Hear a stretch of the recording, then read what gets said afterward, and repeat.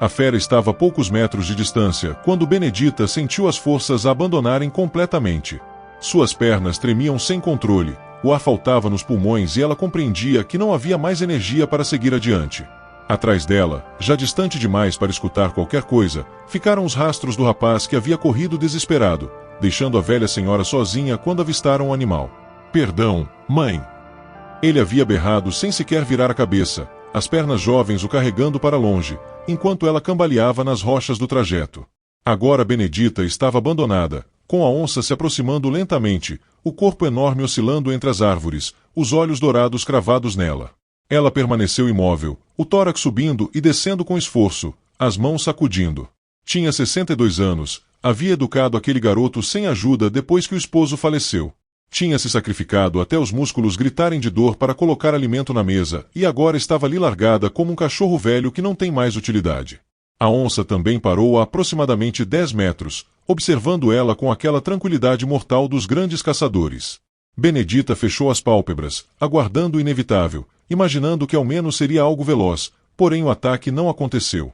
Ela abriu os olhos vagarosamente e viu a onça ainda parada, a cabeça inclinada como se estivesse intrigada. E então, de algum lugar profundo dentro dela, onde ainda existia orgulho e fúria, Benedita fez algo que nem ela mesma imaginava. Abriu os braços, levantou o rosto e berrou com toda a energia que ainda possuía. Vem me atacar que eu não vou fugir. Não vou partir com pavor, igual meu rapaz que me largou aqui." A voz ecoou pela mata, potente e desafiadora, e a onça deu um passo atrás, surpresa. Era 1897, no interior de Goiás, numa região tão remota que a vila mais próxima ficava a 3 jornadas de caminhada. Ali, na fronteira entre as propriedades e a selva fechada, a regra era clara.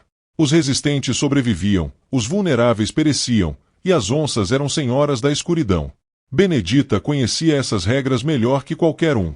Tinha chegado naquela região 40 anos antes, ainda jovem, casada com um comerciante que havia morrido de enfermidade 10 anos mais tarde, deixando ela com um garoto pequeno e uma dívida imensa com o proprietário da fazenda onde residiam. Ela tinha quitado a dívida trabalhando, anos e anos, lavando roupas, cozinhando, limpando, colhendo, plantando, executando tudo o que ordenavam fazer. O rapaz Teodoro tinha crescido vendo a mãe envelhecer prematuramente, as mãos ficando deformadas de tanto labor, as costas encurvando, os cabelos embranquecendo. Ela sempre orientava ele a estudar, aprender uma profissão, ser alguém superior a ela. "Você não vai viver como eu vivi", repetia constantemente, mesmo quando estava exausta demais para manter os olhos abertos. "Você vai ter vida digna, meu rapaz. Sua mãe assegura isso." Teodoro tinha aprendido o ofício de carpinteiro com um homem livre que trabalhava na propriedade e aos 25 anos já era reconhecido na região. Conseguiu acumular recursos, comprou algumas ferramentas próprias, começou a fazer serviços para outras propriedades. Benedita tinha ficado tão emocionada que derramou lágrimas quando ele mostrou a primeira moeda que ganhou por conta própria. "Viu, mãe?" Ele tinha dito radiante. "A senhora não se sacrificou em vão. Agora eu vou zelar pela senhora. Pode confiar." Ela tinha acreditado naquelas palavras com toda a alma, mas as circunstâncias mudaram quando Teodoro conheceu Rosalina, filha de um pequeno negociante da vila. A moça era atraente, sabia ler, tinha modos refinados e deixou claro desde o princípio que não desejava sogra morando junto. "É ela ou eu", tinha dito para Teodoro, os braços cruzados, o queixo empinado. "Não vou residir com uma velha que mal sabe conversar direito, que tem jeito de roceira. Você decide." E Teodoro, apaixonado e frágil, tinha decidido. Não expulsou a mãe imediatamente, mas foi esfriando, foi se distanciando. Até que um dia disse que ia residir na vila, que ia casar, que a mãe podia permanecer na casinha velha onde moravam, mas que ele não ia poder auxiliar mais.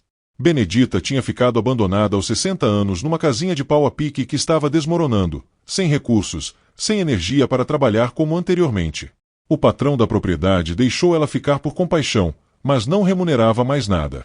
Só oferecia comida quando sobrava.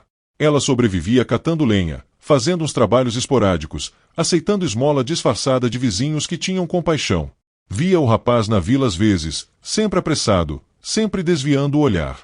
A esposa ao lado com expressão de nojo. Benedita nunca implorou, nunca chorou na frente dele, mas a dor de ter sido descartada como lixo velho era pior que qualquer fome. E agora estava ali frente a frente com a onça, pensando que talvez fosse preferível assim mesmo. Morrer rápido, morrer com dignidade, morrer sem ter que mendigar mais nada de ninguém.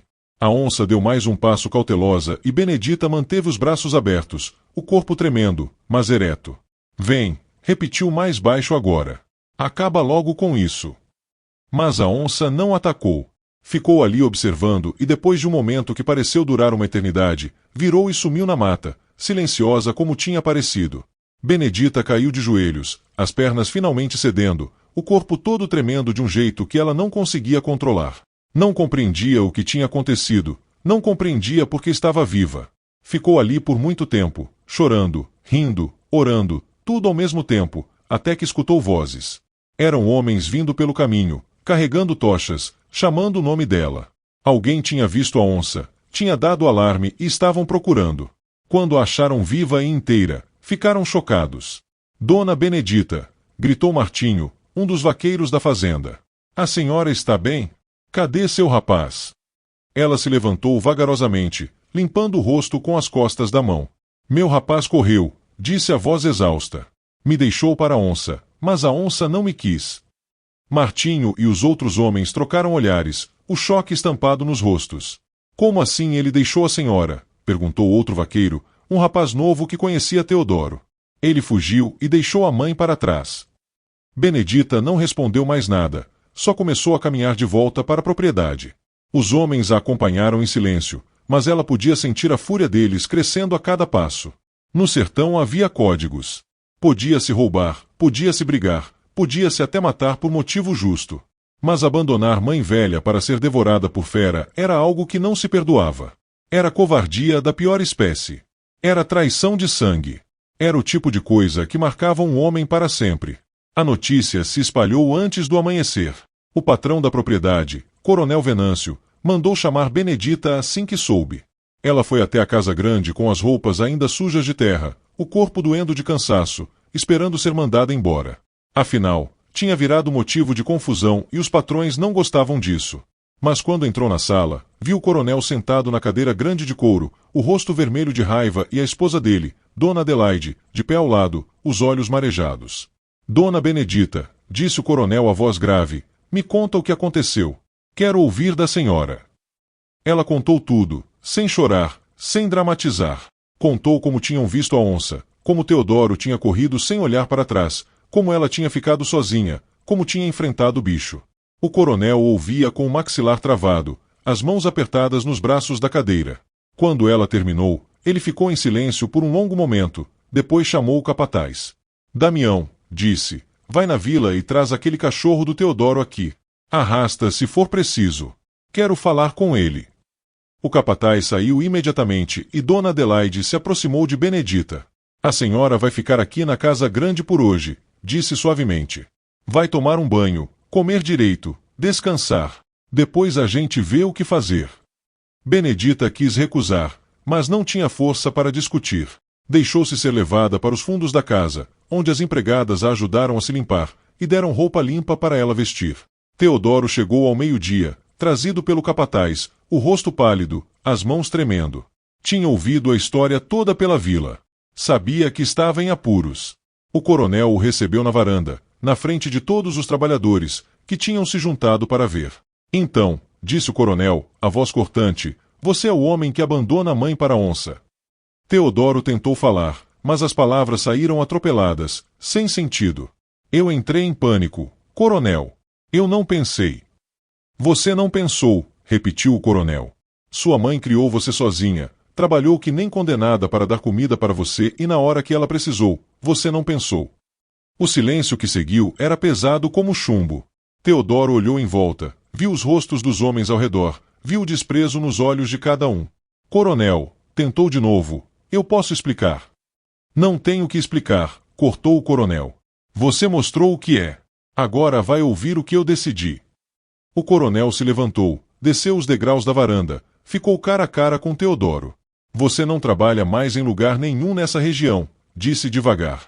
Vou mandar palavra para todas as fazendas, todos os coronéis que conheço. Vão saber que tipo de homem você é. Sua mãe vai morar aqui na fazenda, num quarto decente, vai comer da minha mesa, vai ser tratada com respeito. E você vai sumir da minha vista, antes que eu mude de ideia e te dê uma surra que você não esquece. Teodoro ficou branco, os lábios tremendo. Mas, coronel, eu tenho esposa. Eu preciso trabalhar. Como é que eu vou? Devia ter pensado nisso antes, disse o coronel. Agora sai daqui. Teodoro olhou para casa como se quisesse ver a mãe, mas Dona Adelaide apareceu na porta bloqueando a visão. Sua mãe não quer ver você, disse friamente. E eu também não. Vai embora. Ele foi cambaleando, destruído, enquanto os homens observavam em silêncio. Benedita ficou na propriedade. Dona Adelaide, que nunca tinha tido filhos e sempre tinha gostado da velha trabalhadora, insistiu que ela ficasse num quarto nos fundos da casa grande, pequeno, mas confortável, com uma cama de verdade e janela com vidro. Não é caridade, disse quando Benedita tentou recusar. A senhora trabalhou 40 anos aqui, merece viver com dignidade. Benedita aceitou, ainda atordoada com tudo o que tinha acontecido. Nos primeiros dias, ela mal sabia o que fazer consigo mesma. Acordava cedo por hábito, mas não tinha roupa para lavar, não tinha panela para esfregar, não tinha nada que precisasse fazer. Dona Adelaide tinha deixado claro que ela não precisava trabalhar mais, que podia descansar, aproveitar os últimos anos em paz. Mas Benedita não sabia viver parada. Começou a ajudar na cozinha devagar, fazendo as coisas que gostava, como amassar pão e fazer doces. As cozinheiras gostavam dela e logo ela tinha um lugar ali, trabalhando no ritmo dela, sem cobranças. Foi na cozinha que ela conheceu Jacinto. Ele tinha 68 anos, era viúvo, tinha sido feitor da fazenda por 30 anos antes de ficar velho demais para o trabalho pesado. Agora cuidava da horta e do galinheiro e vinha buscar verduras na cozinha toda manhã. Era um homem quieto, de poucas palavras, mas gentil. Sempre dava bom dia, sempre agradecia quando ela entregava os legumes limpos. Benedita notou que ele era solitário também, que morava sozinho num quartinho perto do estábulo, que nunca recebia visitas. Um dia, Jacinto apareceu na cozinha mais cedo que o normal, trazendo uma galinha que tinha ficado doente. Dona Benedita, disse timidamente, a senhora entende de bicho? Essa aqui não está comendo direito. Ela examinou a galinha, viu que era problema no papo, ensinou ele a fazer o tratamento. Ele agradeceu, mas ficou ali parado, como se quisesse dizer algo mais.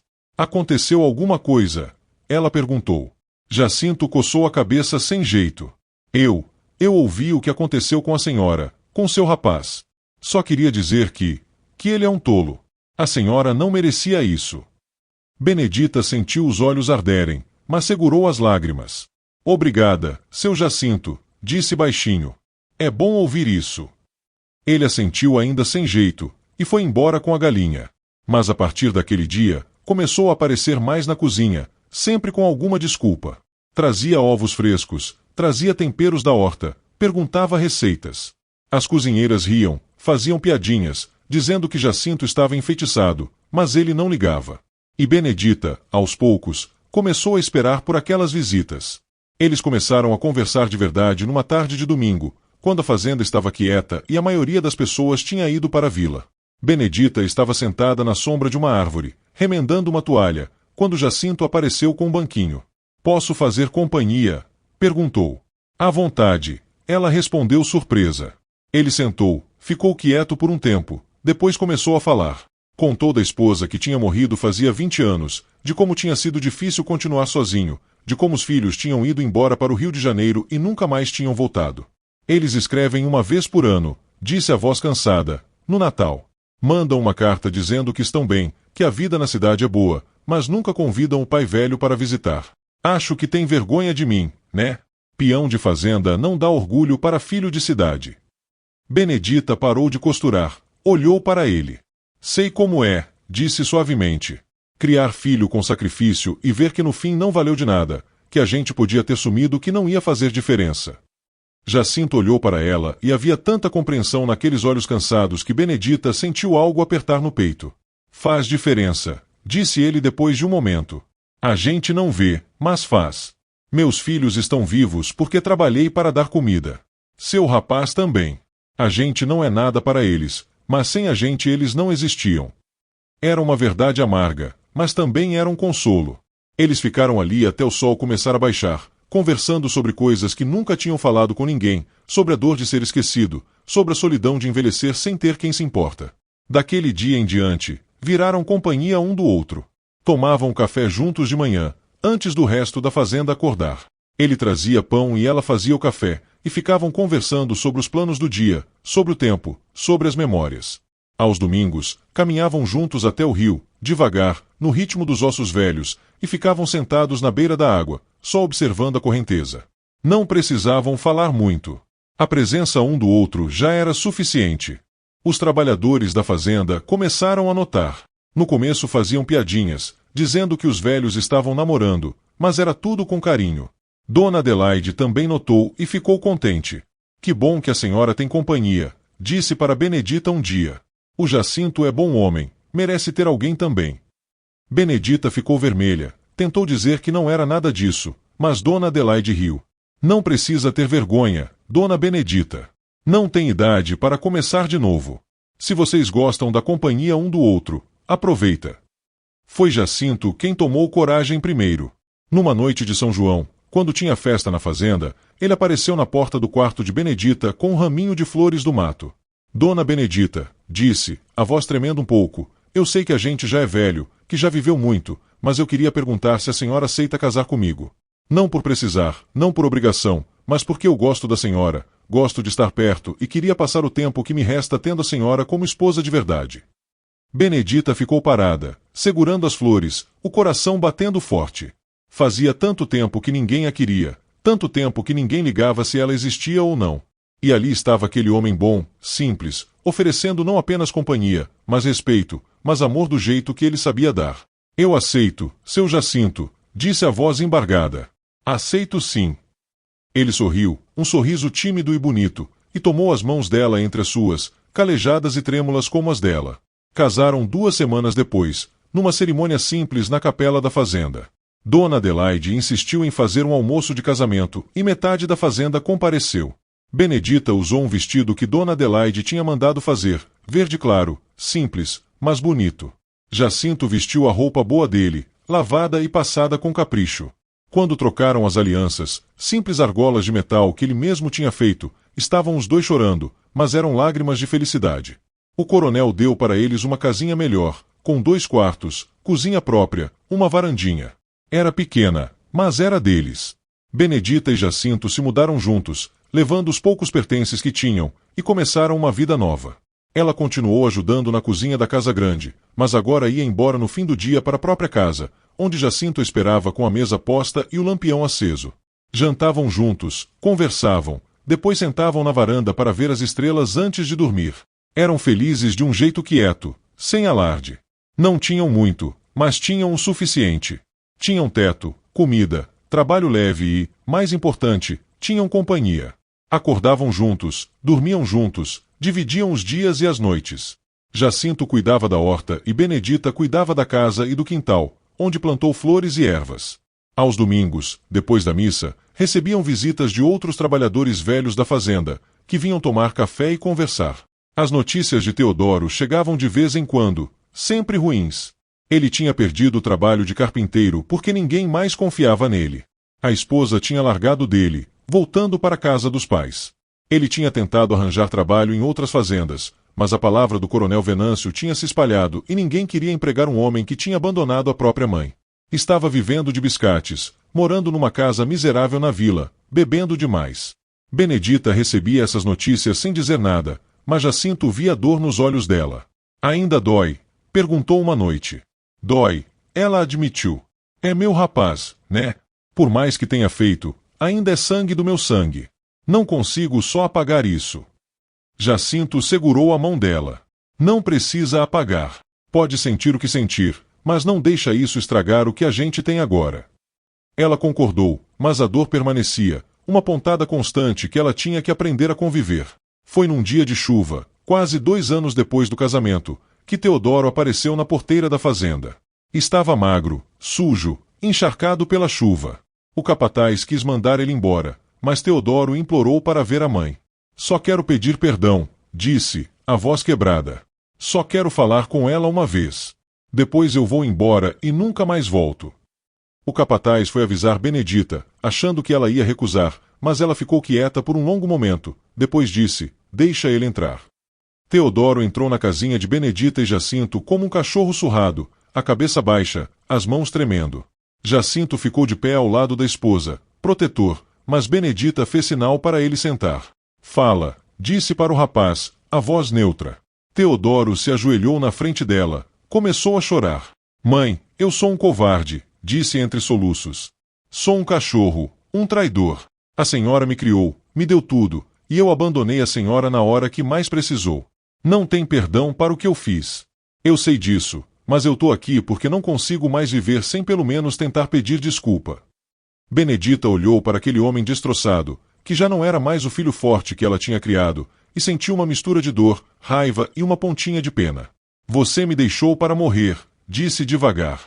Me deixou para a onça, porque sua mulher era mais importante, porque sua vida era mais importante. Você me jogou fora igual se joga traste velho. Teodoro soluçava, a cabeça ainda baixa. Eu sei, mãe, eu sei. Então por que acha que eu ia te perdoar? Não acho, ele respondeu. Não espero perdão. Só queria que a senhora soubesse que eu sei o que eu fiz, que eu vivo todo dia com isso. Que não passa um dia que eu não lembre da senhora parada ali esperando a onça, enquanto eu corria igual covarde.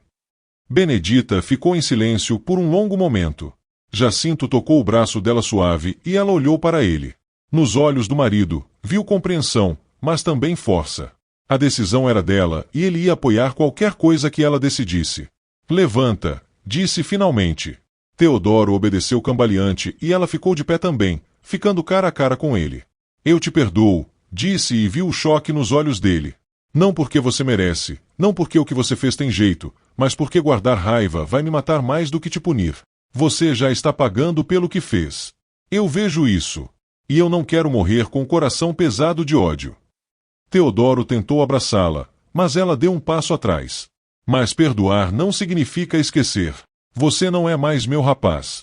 Essa parte morreu quando você me abandonou. Você pode ir em paz, mas não volta mais aqui. Teodoro saiu daquela casa um homem quebrado, mas um pouco menos destroçado. Benedita o viu ir embora pela janela, depois se virou para Jacinto e chorou nos braços dele por muito tempo. Chorou pela maternidade perdida, pelo filho que tinha criado e depois perdido, pela vida dura que tinha tido. Mas quando as lágrimas pararam, ela estava mais leve. Tinha fechado aquele capítulo, tinha dado o perdão que precisava dar, não para libertar Teodoro, mas para libertar a si mesma. Os anos passaram devagar e bons. Benedita e Jacinto envelheceram juntos, os cabelos ficando completamente brancos, os corpos cada vez mais curvados e lentos. Ela tinha 70 anos quando Jacinto teve a primeira crise do coração. Sobreviveu, mas ficou mais fraco, precisando de mais descanso, mais cuidados. Benedita cuidou dele com paciência infinita, da mesma forma que ele tinha cuidado dela quando ela pegou pneumonia 2 invernos antes. Dona Adelaide morreu quando Benedita tinha 73 anos, deixando em testamento uma quantia pequena para ela e Jacinto, além de garantir que eles podiam ficar na casinha até o fim das vidas deles. O coronel Venâncio tinha morrido anos antes e o filho que assumiu a fazenda honrou o testamento da mãe. Benedita usou parte do dinheiro para comprar uma lápide bonita para Dona Adelaide e outra parte guardou para o futuro. Eles ficaram mais quietos ainda, saindo cada vez menos, passando a maior parte do tempo na varanda de mãos dadas, observando a vida passar. Recebiam poucas visitas agora, já que a maioria dos amigos tinha morrido ou ido embora, mas não importava. Tinham um ao outro e era o suficiente. Conversavam sobre a vida que tinham vivido, sobre as coisas boas e ruins, sobre como tinham tido sorte de se encontrarem quando tudo parecia perdido. Foi numa manhã de primavera que Jacinto não acordou. Benedita sentiu ele frio ao lado dela na cama e soube imediatamente o que tinha acontecido. Não gritou, não chorou naquele momento. Só ficou ali deitada ao lado dele, segurando a mão dele, agradecendo em silêncio pelos anos que tinham tido juntos. Quando finalmente se levantou para chamar ajuda, seu rosto estava calmo, em paz. Ele tinha partido sem dor, dormindo tranquilo ao lado da mulher que amava. Era o tipo de morte que todo mundo queria, mas poucos conseguiam. O enterro foi pequeno, apenas algumas pessoas da fazenda que ainda estavam vivas. Benedita não chorou durante a cerimônia, mas naquela noite, sozinha na casa vazia, ela deixou as lágrimas caírem. Chorou pelo companheiro que tinha perdido, pelo homem bom que tinha dividido os últimos anos com ela, pela solidão que estava voltando. Mas também sorriu, lembrando das conversas, dos cafés da manhã, das mãos dadas na varanda. Tinha sido pouco tempo, apenas alguns anos, mas tinham sido os melhores anos da vida dela. Benedita viveu mais 2 anos depois da morte de Jacinto. Ficou cada vez mais quieta, mais recolhida, mas nunca amarga. Continuava ajudando na cozinha quando tinha força, continuava cuidando das flores no quintal, continuava sendo gentil com todo mundo. As pessoas da fazenda cuidavam dela com carinho, levando comida, fazendo companhia, sabendo que seus dias estavam contados. Ela morreu dormindo também, igual ao marido, numa noite fria de julho. Tinha 75 anos e quando a encontraram de manhã tinha um meio sorriso no rosto, como se tivesse visto algo bom em sonho. Enterraram ela ao lado de Jacinto, e a lápide simples dizia apenas: Benedita e Jacinto, unidos na velhice, juntos na eternidade. Teodoro apareceu no enterro, ficando no fundo sem se aproximar. Estava velho também agora, curvado e grisalho, ainda sozinho, ainda carregando o peso do que tinha feito. Quando todos foram embora, ele se aproximou do túmulo, ficou ali parado por um longo tempo. Mãe, sussurrou finalmente, a senhora foi melhor que eu merecia. Espero que esteja em paz agora. Depois foi embora e nunca mais voltou. Morreu 3 anos depois, sozinho e sem ninguém para chorar por ele. Mas a história de Benedita não terminou no túmulo. Por anos, décadas, gerações, as pessoas da região contaram a história da velha que tinha enfrentado a onça sem medo, que tinha sido abandonada pelo filho covarde, mas tinha encontrado felicidade mesmo assim. Usavam a história para ensinar os jovens sobre coragem, sobre dignidade, sobre como nunca é tarde demais para recomeçar. O nome dela virou sinônimo de força e perdão. E até hoje, mais de 100 anos depois, ainda se ouve falar de Dona Benedita, a mulher que a onça respeitou. E assim termina a história de Benedita e Jacinto. 2 pessoas que a vida tinha machucado e descartado, mas que encontraram um no outro a companhia e o respeito que todo ser humano merece. Provaram que o amor não tem idade, que segundas chances existem mesmo quando tudo parece perdido, e que a dignidade de uma pessoa não se mede pelo que os filhos fazem, mas pelo que a própria pessoa escolhe ser. Se essa história te emocionou, deixa seu like aqui embaixo, se inscreve no canal e ativa o sininho das notificações para não perder as próximas histórias. Compartilhe esse vídeo com alguém que precisa lembrar que nunca é tarde para recomeçar e me conta nos comentários de onde você está ouvindo essa história, qual parte te tocou mais. Até a próxima história.